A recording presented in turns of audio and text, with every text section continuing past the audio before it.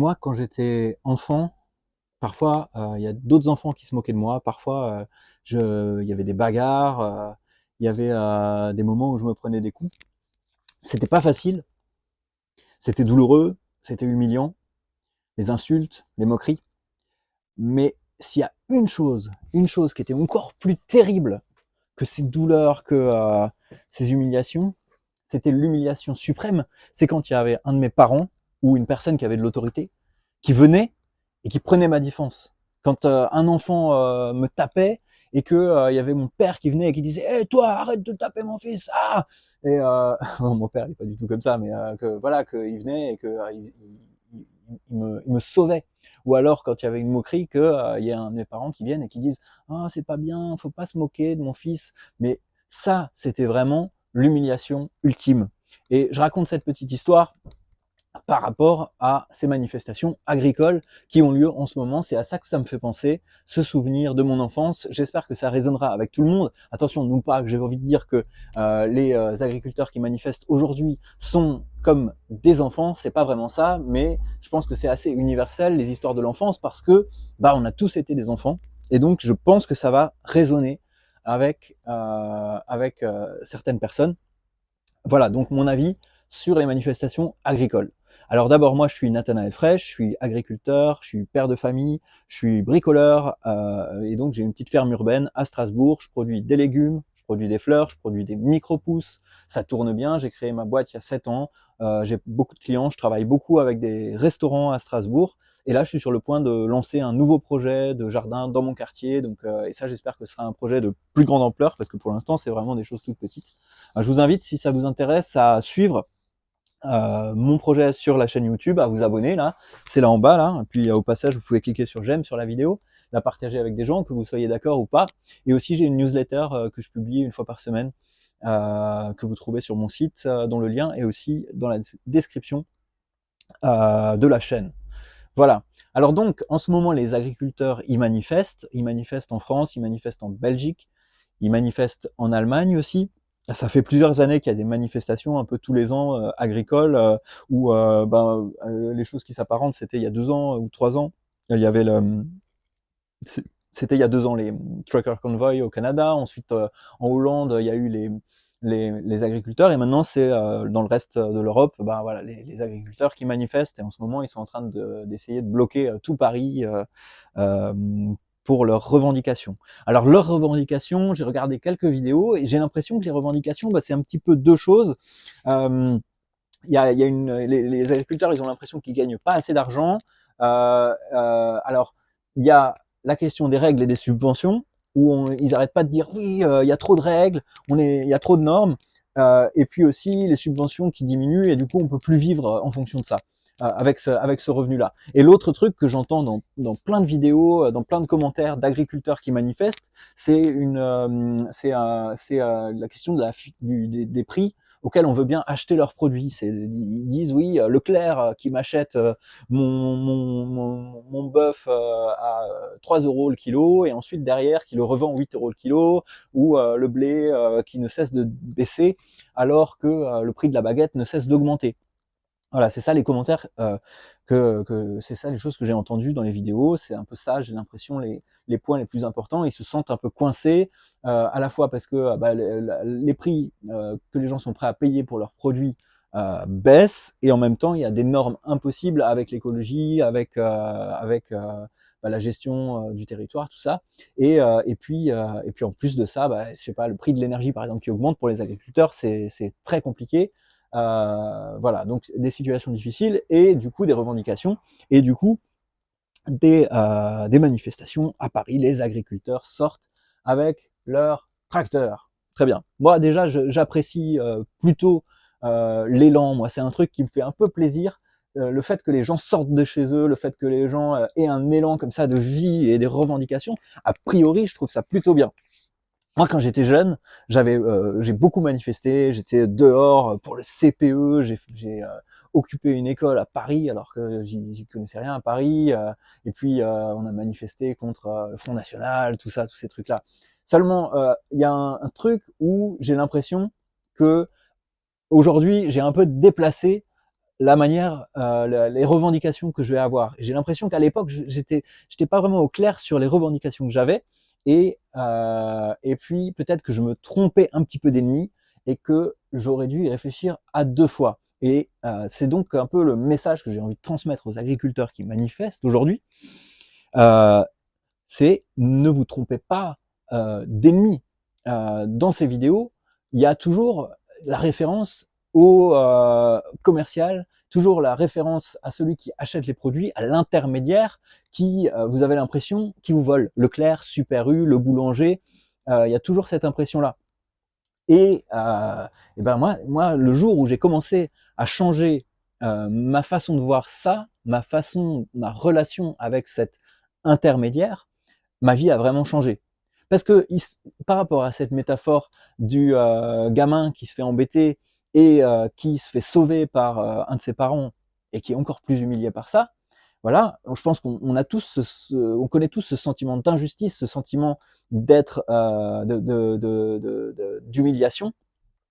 Mais en fait, à l'époque, ce que j'ai pas su faire moi en tant qu'enfant pour dépasser cette humiliation, ce que j'aurais voulu faire et ce que j'aurais dû faire, c'est que j'aurais dû, bah, apprendre à me défendre par moi-même. J'aurais dû, je sais pas, faire des cours de karaté, de boxe, que sais-je, faire un peu de muscu. J'aurais dû apprendre un petit peu à mieux me servir de mon corps. J'aurais dû faire des activités pour avoir plus confiance en moi. J'aurais dû faire du théâtre. J'aurais dû faire quelque chose pour me sortir moi-même de ce problème que j'avais. Et là, j'aurais ressenti une très grande fierté vis-à-vis de moi-même et j'aurais plus eu le problème. Et en même temps, ben, j'aurais pu voilà, me sentir bien. Et ça s'est pas passé pour moi quand j'étais enfant, ça s'est passé pour moi quand j'étais plus vieux. Ça s'est passé en fait vraiment la première fois que j'ai ressenti ça, c'est quand j'ai commencé à vendre mes produits agricoles. C'est quand j'ai commencé à vendre mes micro-pousses. Alors là, j'ai commencé à aller de porte en porte, de restaurant en restaurant, et j'ai eu plein de noms, j'ai eu plein de, j'ai eu plein de refus, et mais j'ai aussi eu quelques oui, et des gens qui ont commencé à m'acheter mes produits. Et là, je me suis rendu compte qu'en fait, finalement, euh, cette question de oui, qui est, est-ce que est-ce que la faute, où est-ce qu'elle est? Elle est du côté, elle est, enfin, ah, je me suis perdu. C'est pas grave. Le problème, c'est que il faut pas penser que la faute, elle est chez celui qui gagne plus que nous, ou celui qui revend nos produits, ou celui qui refuse nos produits. C'est nous qui sommes responsables de ça. C'est nous les responsables de nos problèmes. Et la satisfaction qui vient quand on résout ses propres problèmes, non pas par une force supérieure, par un parent, par une loi, par un responsable politique, elle est énorme. Le jour où j'ai réussi à vendre moi-même mes produits, là, tout d'un coup, je me suis senti maître de moi-même et je me suis senti maître de mon destin. Et là, j'ai commencé à avoir envie de me lever le matin et j'avais plus ces problèmes que j'avais avant quand j'étais faible, quand je savais pas me défendre, quand j'avais pas de répartie. Et c'est là que cette humiliation, elle a disparu parce que j'avais plus besoin que quelqu'un me protège. Et les agriculteurs aujourd'hui, ils demandent qu'on les protège, on leur demande qu'on les protège en fixant les prix, ils demandent que les intermédiaires, les magasins n'aient pas le droit de vendre leurs produits beaucoup plus cher. En fait, je sais pas trop ce qu'ils demandent, mais la solution, elle n'est pas dans les lois, la solution, elle n'est pas dans les fixations de prix, elle n'est pas dans la régulation, parce que si vous voulez moins de régulation, il ne faut pas demander plus de régulation, évidemment, mais non, la solution, elle est dans la prise en main de votre marketing. Et ça, c'est vraiment quelque chose qui m'énerve, c'est qu'il y a cette idée qu'il y a les producteurs d'un côté qui sont merveilleux, et de l'autre côté, il y a les marketeurs, les vendeurs qui sont des parasites qui profitent. Et il n'y a rien de plus faux, en fait. Le truc, c'est que une activité professionnelle saine, ça passe par les deux. Il faut savoir marketer et il faut savoir produire si vous êtes agriculteur. Enfin, vous n'êtes pas obligé de le faire, mais si vous voulez pas le faire, alors ne vous plaignez pas si y a des gens qui en profitent à côté. Et en plus, le pire, c'est que c'est pas compliqué. Je veux dire, réfléchissez. Imaginons que vous vendez votre blé à 1 euro le kilo chez Leclerc, et que derrière, ils le vendent 5 euros le kilo chez Leclerc, je sais pas, hein, je dis un truc au pif comme ça, mais c'est quand même fou que vous vous rendiez pas compte que vous pourriez, vous aussi, le vendre 5 euros le kilo. Peut-être qu'il y a 50 ans, c'était pas possible de faire ça, mais aujourd'hui, avec Internet, avec les imprimeries qui coûtent rien du tout, vous pouvez faire de la pub pour rien du tout, vous avez le droit de vendre vos produits, vous pouvez acheter sur Internet, sur Alibaba ou n'importe où je sais pas, un moulin pour faire votre propre farine, et comme ça, vous essayez, vous prenez juste 3 kilos de votre blé, et puis vous faites un petit peu de farine avec, et vous essayez de le vendre, vous le ramenez à des boulangers, et les boulangers vont vous dire, ah ouais, mais j'en veux plus. Et là, vous allez vous rendre compte que vous pourrez vendre votre blé non pas pour 1 euro le kilo, non pas pour 3 euros, 5 euros le kilo comme Leclerc, mais pour 10 euros le kilo. Vous allez pouvoir multiplier vos revenus comme ça, vous allez pouvoir vendre beaucoup plus cher en étant beaucoup plus proche de votre consommateur. Mais tout ça, c'est des trucs qui s'apprennent, et c'est important de les apprendre. Vous avez votre VVA, prenez votre VVA et utilisez-le, mais pas pour apprendre à, je sais pas, à monter des buses différentes sur votre tracteur John Deere. Prenez ces sous VVA pour faire des formations dans des domaines complémentaires comme le marketing, la vente, la création de sites web, je sais pas, l'utilisation de ChatGPT. Je suis sûr qu'il y a des formations pour ça maintenant, parce que ChatGPT, bah voilà, imaginez, vous avez aucune orthographe, vous êtes un pauvre agriculteur paumé de la campagne et vous savez pas aligner 3 mots. À l'époque, c'était un problème. Il y a encore 2 ans, qu'est-ce que vous faisiez? Vous pouvez rien faire. Ça coûtait trop cher d'avoir quelqu'un qui vous écrivait un texte correctement écrit pour pouvoir, je sais pas, faire un flyer. Juste ça. Mais aujourd'hui, c'est hyper facile. Prenez ChatGPT, vous lui dites écris-moi un truc de vente pour ma farine faite maison, paf, il vous écrit un truc convaincant, génial, et aucune faute d'orthographe. Et ça, vous pouvez le copier-coller. Vous pouvez faire envoyer des mails à vous faites la liste de toutes les boulangeries de votre ville, et vous trouvez leur mail et vous leur envoyez un mail promotionnel pour votre super farine originale, machin, je sais pas moi, vous mettez du safran dedans pour qu'elle soit orange votre farine, j'en sais rien, inventez des trucs, il y a 1000 choses à inventer.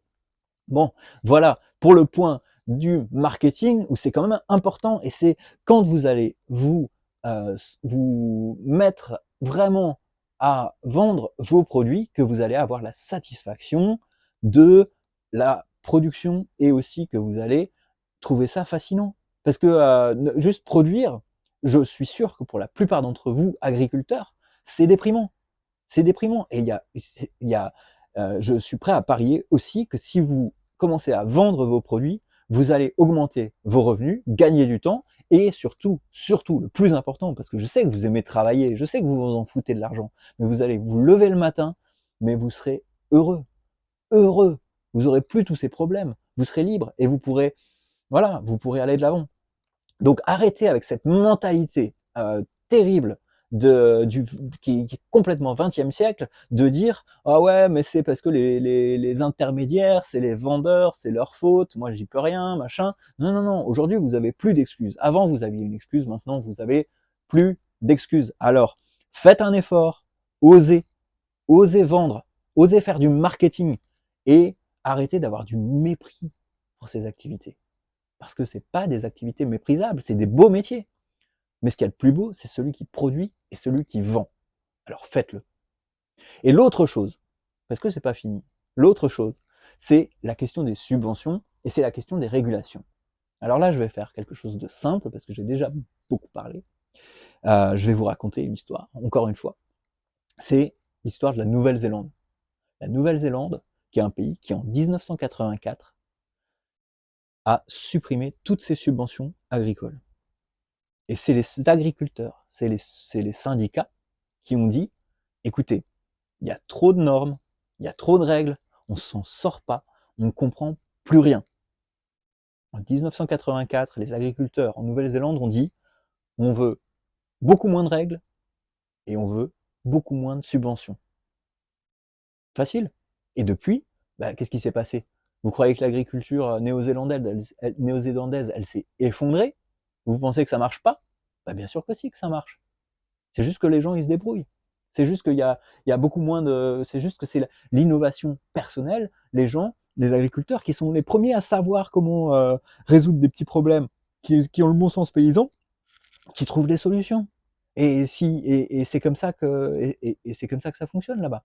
Vous regardez le graphique de la Nouvelle-Zélande avec les où vous regardez le montant des subventions agricoles.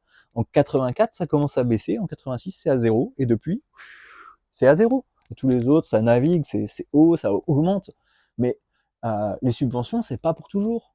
Et les règles, c'est pas pour toujours.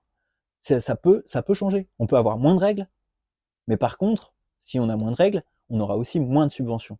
Mais c'est pareil, c'est pareil. L'argent des subventions, c'est pas un argent qui fait plaisir. C'est pas un argent qui donne envie de se lever le matin, l'argent des subventions. L'argent des subventions, c'est un argent humiliant. Encore une fois, l'argent des subventions, c'est un argent qui fait que vous profitez pas de votre métier. Alors, devenez commercial, devenez vendeur, et je sais que vous pouvez pas là maintenant tout de suite dire ok, on arrête les subventions parce que c'est pas possible, ou alors c'est vraiment difficile. Et comment est-ce qu'on fait pour organiser un mouvement comme ça? Mais franchement, euh, si vous faites un effort pour faire quelque chose, si vous faites de la meilleure qualité, si vous allez plus dans une direction de faire de la vente directe, si vous faites plus, si vous utilisez des techniques qui sont un petit peu plus écologiques pour aussi faire du marketing, parce que c'est ce qui marche en ce moment. Si vous êtes un petit peu moins réglo sur les règles, mais qu'en même temps vous demandez un petit peu moins de subventions. Je ne vous dis pas de faire des choses complètement illégales, je ne vous dis pas de déverser des litres et des litres de désherbant partout.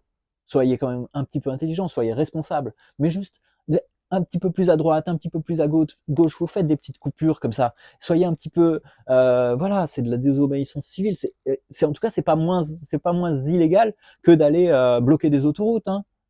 Donc, juste faites des petites choses à droite à gauche, diminuez, faites un peu de désobéissance civile. Il y a plein de règles qui, de toute façon, ça va passer inaperçu si vous ne les respectez pas. Donc faites-le. Et c'est comme ça que petit à petit, vous pouvez faire évoluer les choses. Après, oui, bah voilà, moi, je suis assez à l'aise pour vous le dire, parce qu'en fait, la vérité, c'est que je sais que vous le faites déjà. Bien sûr, quand il y a trop de règles, bah, il y a des tas de gens il y a plein de situations où vous êtes obligé de pas respecter les règles. Et ben voilà, il faut faire son petit truc, et aller vers, surtout avoir l'état d'esprit d'aller vers moins de règles, et d'aller vers un état d'esprit d'avoir moins de subventions, parce qu'il n'y a pas l'un sans l'autre. Donc, augmenter votre revenu en améliorant vos compétences en marketing, et du coup en améliorant la qualité de vos produits, et alors vous pourrez avoir besoin de moins de subventions, et en ayant moins de subventions, vous pourrez avoir moins de règles à respecter. Vous serez plus libre, vous serez plus heureux. Parce que ce que vous faites, c'est génial. Agriculteur, c'est super. Moi, je suis extrêmement fier. Je me sens mieux que jamais de faire ce métier. Ça sert, c'est beau. Je suis dehors. Je travaille avec des matériaux que j'aime. J'adore voir pousser la nature, pousser les végétaux que je fais pousser. J'adore les vendre à mes clients. Et j'ai l'impression de faire énormément de bien au monde. Et je suis sûr que vous faites énormément de bien au monde, mais vous pouvez faire encore mieux, encore plus de qualité, encore plus de quantité, encore plus de diversité, encore plus de proximité.